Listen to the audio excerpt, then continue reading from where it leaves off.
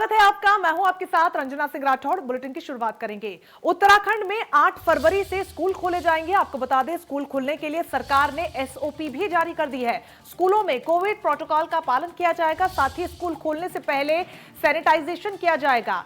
School में सभी बच्चों को मास्क लगाना अनिवार्य होगा और हर स्कूल में नामित होगा एक नोडल अधिकारी। कक्षा 6 से 12वीं तक के विद्यार्थी स्कूल जा सकेंगे। तो ये बड़ी जानकारी आपको दे रहे हैं, जहां पर एक लंबा वक्त स्कूल प्रदेश के तमाम बंद रहे। हालांकि जैसे जैसे देश अनलॉक की प्रक्रिया में आगे बढ़ता रहा, देश के अलग अलग राज्यों में स्कूलों को खोलने की प्रक्रिया शुरू हो चुकी है और उसी सिलसिले में अब उत्तराखंड में भी 8 फरवरी से स्कूलों को खोला जाएगा। स्कूल खोलने के लिए सरकार ने एसओपी जारी कर दिया है। व्यवस्थाएं यहां पर पुख्ता की जा रही है और गाइडलाइंस पहले ही स्कूल संचालकों को दे दी गई हैं।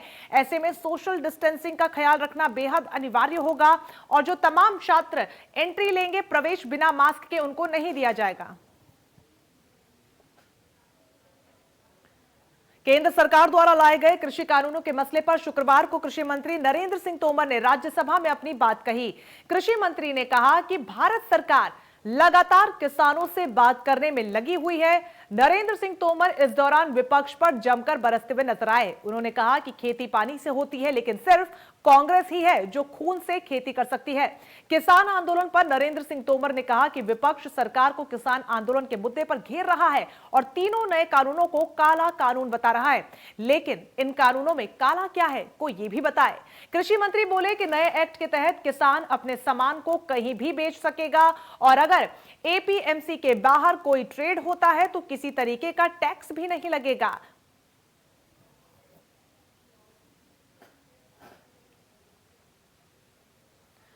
तो वहीं कृषि मंत्री नरेंद्र तोमर ने कृषि कानून पर राज्यसभा में क्या कुछ कहा है, आपको सुनवाते हैं। कृषि सुधार कानूनों की बात इस समय ज्वलंत मुद्दा है, लेकिन मैं धन्यवाद देना चाहूंगा प्रतिपक्ष के सभी मेंबर्स को भी। उन सब ने किसान आंदोलन पर भी चिंता की। किसान आंदोलन के लिए जो सरकार को कोसना आवश्यक था उसमें भी कोई कंजूसी नहीं की और कानूनों को काले कानून भी जोर देकर कहा।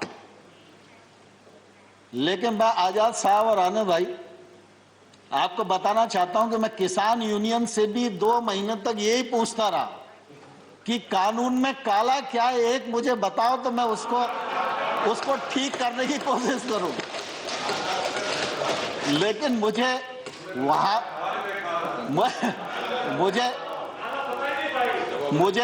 वहां भी मालूम नहीं पड़ा। और जब प्रतिपक्ष के मेंबर्स ने भी, दीपेंद्र भाई आपका भी भाषण मैंने सुना, तो मैंने गौर से सुना कि कानून खराब है, कानून को रिपील कर दीजिए, वो हो ही जाएंगे और ऐसा वैसा सब लोगों ने अपनी बात की और करना भी चाहिए उन्हें। लेकिन कानून के प्रावधान को यह किसान के प्रतिकूल है, यह कम से कम किसी ने बताने की कोशिश नहीं की। आगे बढ़ेंगे। ऋषिकेश कर्णप्रयाग रेल परियोजना के समयबद्ध निर्माण के लिए केंद्र सरकार ने बजट में वित्तीय वर्ष 2021 और 22 के लिए 4,200 करोड़ रुपए की बजटीय व्यवस्था की है। बजटीय प्रावधान के साथ ही परियोजना के निर्माण में तेजी आएगी। मुख्यमंत्री त्रिवेंद्र सिंह रावत ने बजट में 4,200 करोड़ रुपए का प्रावधान करने पर प्रधानमंत्री नरेंद्र मोदी, केंद्रीय वित्त मंत्री निर्मला सीतारमण और रेल मंत्री पीयूष गोयल का आभार जताया। साथ ही मुख्यमंत्री ने कहा कि प्रधानमंत्री के मार्गदर्शन और केंद्र सरकार के सहयोग से उत्तराखंड में इन तमाम वर्षों में कनेक्टिविटी के क्षेत्र में बहुत तेजी से काम हुआ है। साथ ही पहाड़ में रेल का सपना जल्द ही साकार होने जा रहा है। ऋषिकेश कर्णप्रयाग रेल परियोजना में न्यू ऋषिकेश स्टेशन तैयार हो चुका है। यहां से ट्रेनों का संचालन भी शुरू हो चुका है।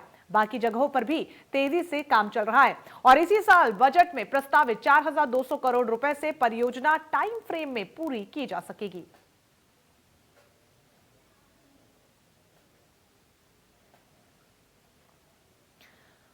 अगली खबर देहरादून से है, जहां पर 17 फरवरी को त्रिवेंद्र कैबिनेट की बैठक होगी। मुख्यमंत्री त्रिवेंद्र सिंह की अध्यक्षता में यह पूरी बैठक होगी। आपको बता दें, सचिवालय में शाम को 4 बजे बैठक शुरू होगी और बैठक में कई अहम प्रस्तावों पर भी मुहर लग सकती है।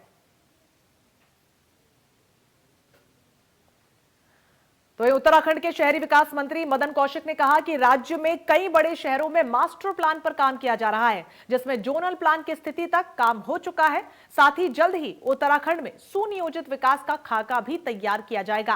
कौशिक महाकुंभ के आयोजन की तैयारियों के लिए पेट्रोलियम मंत्री धर्मेंद्र प्रधान के साथ हुई वीडियो कॉन्फ्रेंसिंग के लिए तहसील पहुंचे हुए थे। इधर उन्होंने पत्रकारों से एक सवाल के जवाब में कहा कि राज्य में अब डिप्टी मेयर पद के लिए चुनाव नहीं होंगे। ऐसा ना बीसी में क्या रिजल्ट सरकार आने के बाद हमने पूरे राज्य के शहरों के मास्टर प्लान पर काम शुरू किया है, जिसमें कई शहरों का काम अभी चल रहा है, जिसमें उसमें मास्टर प्लान के बाद जोनल तक हम पहुंच गए हैं। कुछ में अभी हम और आगे पहुंचेंगे, क्योंकि एक बड़ा काम होता है ये। इसमें समय इतना लगता है कि पहले मास्टर प्लान, फिर जोनल प्लान, फिर सुनवाई, हेयरिंग, ये काफ़ी समय इसमें लग जाता है। लेकिन हमने एक प्लान वे में इस काम को किया है और पूरे राज्य का किया है। अब इसमें बैठकर मीटिंग करके माननीय मुख्यमंत्री जी ने भी कुछ घोषणाएं की हैं, उस भावना के अनुसार हम लोग काम करेंगे। आगे बढ़ेंगे। सिडकुल मैन्युफैक्चरर्स एसोसिएशन उत्तराखंड द्वारा कर्मचारी भविष्य निधि संगठन का उद्योगों के साथ एक गोष्ठी का आयोजन pure and cure private limited इकाई के परिसर में आयोजित किया गया। आपको बता दें, कार्यक्रम के मुख्य अतिथि क्षेत्रीय भविष्य निधि आयुक्त मनोज कुमार यादव ने बताया कि विभाग ने कोरोना काल में इस तरीके से कर्मचारियों की आर्थिक मदद की और उन्हें बहुत बड़ा सहारा भी दिया। आत्मनिर्भर भारत बनाने के लिए उनका विभाग कई अहम कदम उठा रहा है।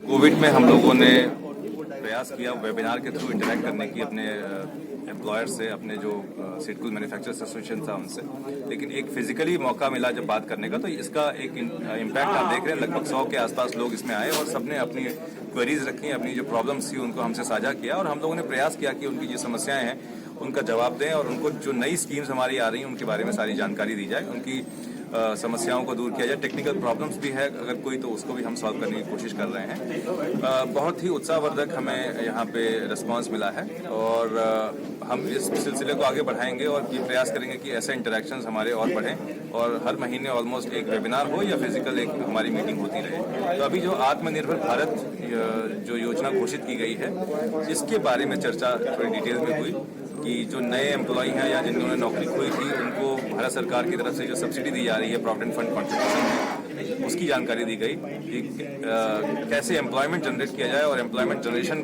के लिए कैसे ये एक हेल्पफुल टूल होगा कि और नए कोई संस्थान है, नया कवरेज चाहता है, नया होटल है, नया स्कूल है या कोई कॉन्ट्रैक्टर नया काम शुरू कर रहा है जिसमें वो एम्प्लॉय कर रहा है नए लोगों को, तो उनका दोनों का एम्प्लॉय और एम्प्लॉयर दोनों हिस्सा जो उत्तराखंड कांग्रेस में चुनावी रणनीति और चुनाव के चेहरे को लेकर आपस में विवाद को थामने के लिए कांग्रेस हाईकमान ने प्रदेश कांग्रेस के लिए समन्वय समिति घोषित की है। प्रदेश प्रभारी देवेंद्र यादव के नेतृत्व में बनी समन्वय समिति में भी संतुलन साधने की कोशिश की गई। कांग्रेस में इस समय चुनावी चेहरे को लेकर भी अंदर खाने खासा विवाद चल रहा है। पूर्व मुख्यमंत्री और कांग्रेस के राष्ट्रीय महासचिव हरीश रावत लगातार इस बहस को आगे बढ़ाए हुए हैं। रावत का कहना है कि भाजपा प्रधानमंत्री मोदी को आगे हर चुनाव लड़ रही है। ऐसे में कांग्रेस अगर स्थानीय चेहरा आगे करती है तो भाजपा को भी स्थानीय नेतृत्व को आगे करना पड़ेगा। उत्तराखंड पीसीसी के समन्वय समिति के गठन को मंजूरी, देवेंद्र यादव की अध्यक्षता में कमेटी को गठन किया गया।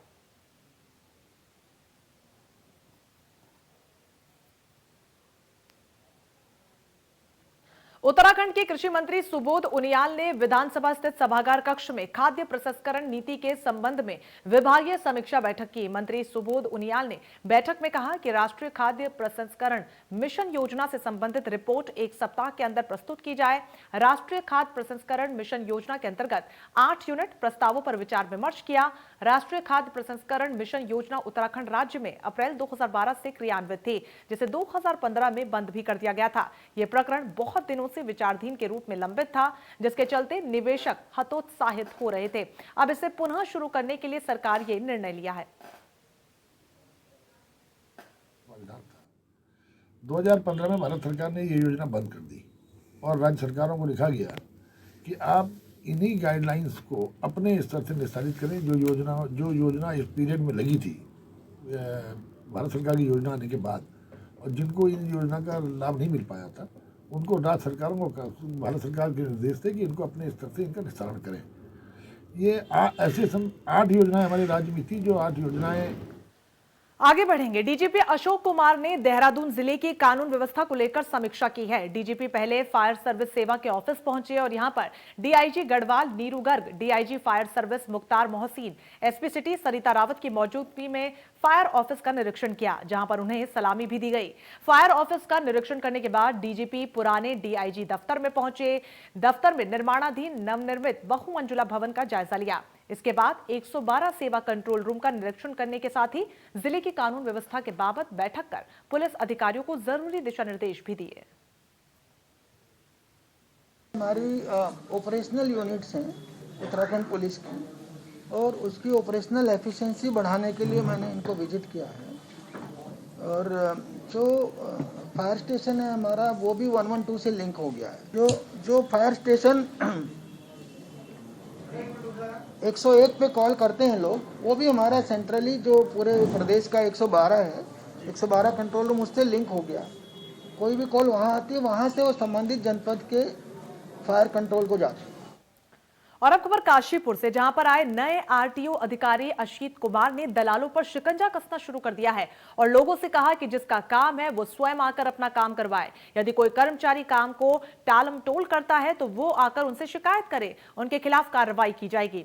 नए आरटीओ के सिंघम तेवर देखकर दलाल बौखला उठे हैं और एआरटीओ पर दबाव बनाने के लिए, उनके कार्यालय में अराजकता फैलाने के लिए सरकारी अधिकारी पर दबाव बनाने की कोशिश करने लगे हैं, जिसको लेकर एआरटीओ अशीत कुमार ने तत्काल पुलिस को जानकारी दी है। जिसके बाद सूचना मिलते ही पुलिस एआरटीओ कार्यालय पहुंच गई, जिसको देखकर सारे एजेंट वहां से रफू चक्कर हो गए।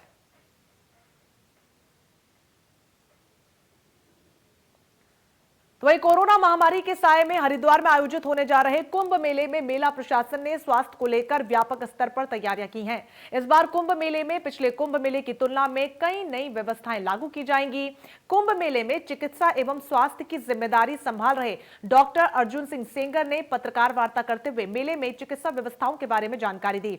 डॉक्टर सेंगर ने बताया कि पिछले कुंभ मेले में जहां पर 300 बेड के अस्थायी अस्पताल बनाए गए थे, तो वहीं इस बार कुंभ मेले में 600 से ज्यादा बेड के अस्पताल बनाए जाएंगे। कुंभ के सभी सेक्टर में अलग अलग अस्थायी हॉस्पिटल बनाए जा रहे हैं।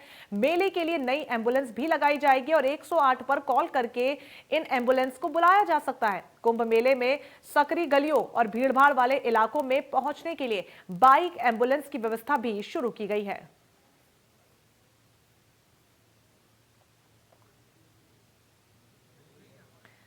इंडियन मेडिकल एसोसिएशन काशीपुर द्वारा आईएमए हेडक्वार्टर के निर्देश पर सरकार द्वारा मिक्स ओपैथी को लागू करने के विरोध में आईएमए के सभागार में एक दिवसीय क्रमिक भूख हड़ताल का आयोजन किया गया। यह क्रमिक अनशन 24 फरवरी तक देश के अलग अलग शहरों में अलग अलग दिनांकों को किया जाएगा और यह क्रमिक अनशन देशव्यापी चलेगा। आईएमए के प्रदेश अध्यक्ष डॉक्टर अरविंद शर्मा ने बताया कि सरकार द्वारा आयुर्वेद डॉक्टर को सर्जरी की अनुमति देने के विरोध में यह क्रमिक अनशन चल रहा है। अगर सरकार ने डॉक्टरों की बातों को अनदेखा किया तो वो इस क्रमिक अनशन को उग्र आंदोलन में तब्दील कर देंगे, जिसकी समस्त जिम्मेदारी सरकार की होगी। हिंदुस्तान में समाज के लिए जो चिकित्सा व्यवस्था हैं वो अलग अलग पैथी के द्वारा दी जा रही हैं। उनमें आयुर्वेदिक हमारी संस्थागत पुरानी जो है पैथी है, एलोपैथिक उसके बाद में आगे जो एडवांसमेंट के साथ आई है, और हमारी जो सर्वोच्च न्यायालय है उसके द्वारा ये पहले से निर्देश दिए जा चुके हैं कि हर जो चिकित्सक है वो अपनी पैथी में ही काम करेगा। आयुर्वेद वाले लोग आयुर्वेदिक का काम करेंगे, एलोपैथिक वाले लोग एलोपैथिक की पैथी में काम करेंगे। कोई मिक्स नहीं करेंगे इनको। जो अगर मिक्स करेंगे तो वो कानूनी कार्रवाई की जा सकती है उनके अगेंस्ट, वो गलत कहलाएगा। अब हमारे यहाँ जो आयुर्वेदिक जो संस्था है उसके द्वारा एक निर्देश दिया गया है कि आयुर्वेदिक चिकित्सक सर्जरी कर सकते हैं। तो हमारा विरोध इस बात को लेके है कि किसी पैथी को लेके आईएमए का विरोध नहीं है। आईएमए का विरोध इस बात को लेके है कि इनको मिक्स ना किया जाए। आपके जो गवर्नमेंट ने आयुर्वेदिक वालों को, आयुर्वेदिक डॉक्टर्स को सर्जरी के लिए अलाउ किया है, उसके अगेंस्ट है कि हर कोई पैथी मिक्स नहीं होनी चाहिए। एलोपैथी है तो उसमें ऑपरेशन होते हैं तो वहाँ रहने चाहिए, आयुर्वेदिक में ऐसा नहीं है तो उसको मिक्स नहीं करना चाहिए। इसके लिए हम लोगों का ये आंदोलन है और यही मांग है कि इसको। चलिए फिलहाल वक्त हो चला एक छोटे से ब्रेक का।